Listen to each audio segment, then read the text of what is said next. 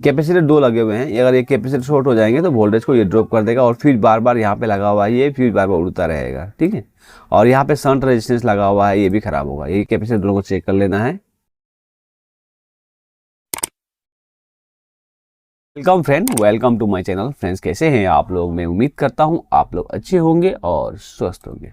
जैसा कि दोस्तों आज क्लास डे 3 है और आज ल्यूमिनस इको वाट 650 VA 12 वोल्ट सर्किट डायग्राम के ऊपर हम लोग बात करेंगे।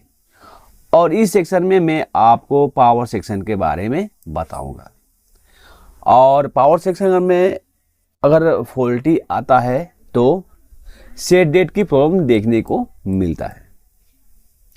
अगर सेट डेट की प्रॉब्लम देखने को मिले तो सबसे पहले आपको क्या चेक करना है, पहले बैटरी की जो कनेक्शन है इन्वर्टर में उसमें आपको 12 वोल्ट चेक करना है। यहाँ पे आपको 12 वोल्ट आना चाहिए। अगर 12 वोल्ट नहीं आ रहा है तो हो सकता है बैटरी डाउन हो या फिर बैटरी की वायर की प्रॉब्लम हो सकती है। अगर 12 वोल्ट यहाँ पे मिल जा रहा है तो आपको क्या करना है, ठीक उसके फ्यूज़ के बाद में आपको 12 वोल्ट या आउट चेक करना है।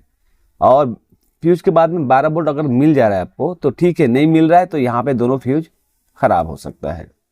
फ्यूज ख़राब है तो फ्यूज आप नया लगा दीजिए। उसके बाद में फिर आपको जो कि C30 और C43 जो दो कैपेसिटर लगे हुए हैं उसके दोनों पिन पे आपको 12 वोल्ट देखने को मिलेगा। अगर 12 वोल्ट देखने को मिल रहा है तो ठीक है, अगर नहीं मिल रहा है तो यहाँ पे शंट रजिस्टर एक लगा हुआ है, इसको चेक कर लीजिए। ये शंट रजिस्टर ओपन होने से भी ऐसा प्रॉब्लम देखने को मिलता है। अगर यहाँ पे आपको वोल्टेज मिल जा रहा है तो ठीक है। उसके आगे चलेंगे। मॉसफेट बैंक को भी जो कि देखना होता है। मॉसफेट बैंक अगर शॉर्ट हो जाएगा तो यहाँ पे पूरी सप्लाई शॉर्ट कर देगी, जल जाएगी इसमें।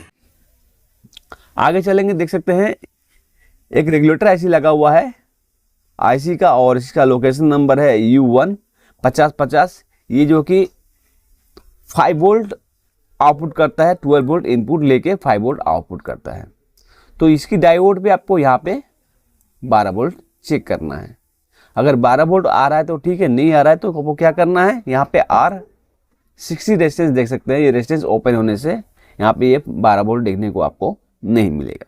तो यहाँ पे ये रजिस्टर आप लगा दीजिए। लगाने के बाद में आपको ठीक 12 वोल्ट देखने को मिल जाएगा। और यहाँ पे 12 वोल्ट लगाने के बाद बार बार ये रेजिस्टेंस ओपन हो जा रहा है तो आपको क्या करना है, यहाँ पे शॉर्टिंग के लिए चेक करना है। शॉर्टिंग के लिए क्या क्या आपको चेक करना है, जहाँ जहाँ 12 वोल्ट सप्लाई गया हुआ है वहाँ पर आपको चेक करना पड़ेगा।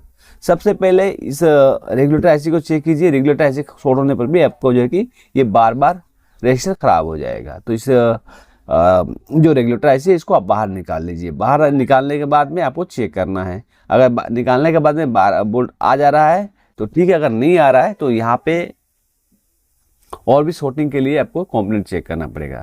दोस्तों, ये जो 12 वोल्ट सप्लाई जो गया हुआ है, कौन कौन सा आईसी में गया हुआ है, उस आईसी में जो जा रहा है आईसी शॉर्ट होने पर भी वो ड्रॉप हो जाएगा। तो अब वो क्या करना है, देख सकते हैं जो 12 वोल्ट सप्लाई जा रही है, देख सकते हैं ये जो आईसी है 2003 यानी कि UN 2003 जो आईसी है इसमें 12 वोल्ट सप्लाई जाती है। अगर ये आईसी शॉर्ट हो जाएगी तो ये 12 वोल्ट सप्लाई को ड्रॉप कर देगा। तो इस आईसी को आपको चेक करना है। आईसी चेक करने के लिए कैसे चेक किया जाता है, आईसी को जो है कि थोड़ा देर आप सप्लाई देंगे और आईसी अगर हीट हो रही तो 100% आईसी खराब है।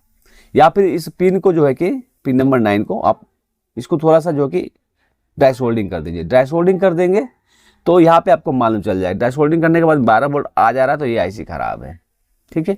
और सेम आप और चेक कर सकते हैं। यहाँ पे देख सकते हैं, यहाँ पे आईसी जो है 324 लगा हुआ है, इसमें भी आपको जो 12 वोल्ट इनपुट हो रहा है। और 358 आईसी जो लगा हुआ है उसमें भी आपको 12 वोल्ट देखने को मिलेंगे। अगर ये 12 वोल्ट दोनों आईसी शॉर्ट है तभी भी आपको 12 वोल्ट जो कि ड्रॉप कर देगा। अब दोस्तों 12 वोल्ट अगर सभी आईसी फिर भी 12 वोल्ट ड्रॉप कर रहा है तो अब वो क्या करना है, सभी आईसी के पिन में, जैसे पिन नंबर 4 और 8 है, इसके बीच में एक पीएफ लगा रहता है, कैपेसिटर लगा रहता है, ठीक है। हर एक आईसी में आपको देखने को मिलेगा उसके आसपास।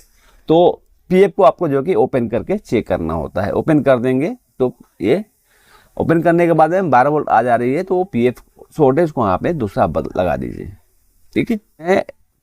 यहाँ पे 12 वोल्ट आपको प्रेजेंट है और 5 वोल्ट आउटपुट नहीं हो रहा है तो आपको जो कि इस पीएफ को चेक करना है। ये पीएफ जो कि शॉर्ट होने पर भी जो कि ये वोल्टेज को ये ड्रॉप कर देगा। तो इस बात का आपको ध्यान रखना है, अगर आईसी शॉर्ट है तभी भी 5 वोल्ट पे ये ड्रॉप कर देगा।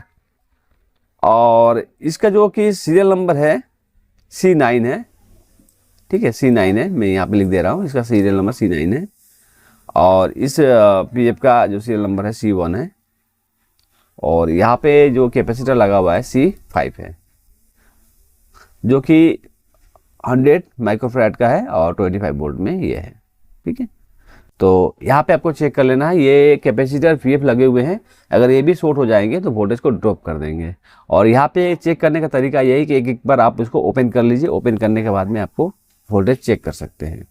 और 5 वोल्ट जो सप्लाई है 5 वोल्ट, अगर ये भी ड्रॉप मार रहा है, ठीक है, ड्रॉप हो जा रहा है, तो आपको क्या करना है, आपको जो 5 वोल्ट सप्लाई जा रहा है आईसी में, वो आईसी शॉर्ट होने पे भी 5 वोल्ट आपका ड्रॉप यहाँ पे कर देगा। सकते हैं यहाँ पे जो माइक्रो आईसी है वहाँ पे ये 5 वोल्ट जाता है, अगर ये माइक्रो आईसी शॉर्ट होगा तभी भी ये 5 वोल्ट ड्रॉप कर देगा। तो इसको आप ओपन करके चेक कर सकते हैं। आईसी का पिन जो है कि एक, जैसे कि मान लीजिए पिन नंबर 1 में 5 वोल्ट इनपुट हुआ है, तो इसको यहाँ से ओपन कर दीजिए। ओपन करने के बाद में 5 वोल्ट आ जा रहा है तो ये आईसी शॉर्ट है, और ओपन करने के बाद भी नहीं आ रहा है, तो इसके बीच में एक पीएफ लगा होता है, ठीक है। मैंने पहले बताया था जो VCC सप्लाई होता है उसके बीच में ग्राउंड के साथ में एक पीएफ लगा होता है, कैपेसिटर लगा होता है। अगर वो शॉर्ट हो जाएंगे तो वोल्टेज को दोनों को आपस में ये जोड़ देगा, आपस में जोड़ देगा, तो जो सप्लाई है वो उसको ये ड्रॉप कर देगा। और ड्रॉप करने से जहाँ पे वो नाजुक जैसे मिलेगा, जैसे मान लीजिए इसकी जो पाथ है वहाँ पे वो वेरी वीक पाथ होता है, क्योंकि उसको लगाया जाता है अगर कोई भी शॉर्ट हो जा रहा है उस पीरियड में ओपन होने के लिए, या फिर वहाँ पे वो बंद हो जाएगा। इसके लिए एक रेजिस्टेंस फ्यूज ऐसा लगाया जाता है, क्योंकि जो भी कंपोनेंट अगर शॉर्ट हो जा रहा है तो जहाँ पे वो वीक पाथ मिलेगा वहाँ पे वो फ्यूज हो जाएगा, या फिर वहाँ पे वो हीटिंग करेगा। तो मैंने आपको समझा दिया, अगर सेट डेट की प्रॉब्लम आए कौन कौन सा आपको कंपोनेंट चेक करना है, इससे आपको जो कि इजीली देख के आप लोग रिपेयर कर पाएंगे।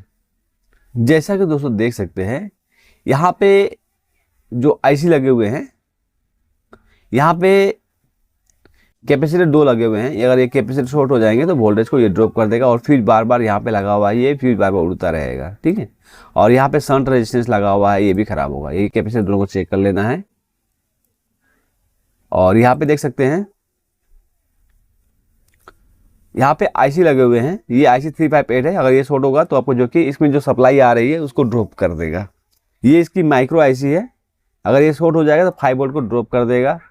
और यहाँ पे देख सकते हैं ये पैटर्न आईसी है, यानी कि डिस्प्ले आईसी है, अगर ये शॉर्ट होगा तो इसमें जो सप्लाई इनपुट हो रहा है 5 वोल्ट वो ड्रॉप कर देगा। यहाँ पे ये LM324 आईसी लगा हुआ है, अगर ये शॉर्ट हो जा रहा है 5 वोल्ट, इसमें 12 वोल्ट जो आता है उसको ये ड्रॉप कर देगा। तो आप इसको चेक करने के लिए आप इसको हीटिंग के हिसाब से चेक कर सकते हैं। अगर हीटिंग हो रहा है तो आईसी खराब है, अगर हीटिंग नहीं हो रहा है तभी भी अगर डाउट है आप एक बार बदल के देख सकते हैं, ठीक है। और यहाँ पे जो रजिस्टर मैंने बताया था जो उसके लिए लगाया हुआ फ्यूज के लिए, देख सकते हैं यहाँ पे ये रजिस्टर लगा हुआ है, ठीक है। अगर इसमें शॉर्टिंग हो से ये रेजिस्टेंस बार बार आपका कट जाएगा, फॉल्टी हो जाएगा, ओपन हो जाएगा, या फिर वो हीट होते रहेगा, तो आपको यहाँ पे देख लेना है। इसमें आईसी लगे हुए हैं, देख सकते हैं 1 2 3 4, एक यहाँ पे लगा हुआ है 2003 आईसी, ये भी अगर ख़राब होगा तो 12 वोल्ट को ये ड्रॉप कर देगा। तो ये मेरा वीडियो कैसा लगा कमेंट बॉक्स में जरूर बताइएगा। अच्छा वीडियो को लाइक कीजिएगा, दोस्तों में शेयर कीजिएगा और सब्सक्राइब करना भूलिए। दोस्तों आज के लिए इतना ही, थैंक यू फॉर वॉचिंग, जय हिंद।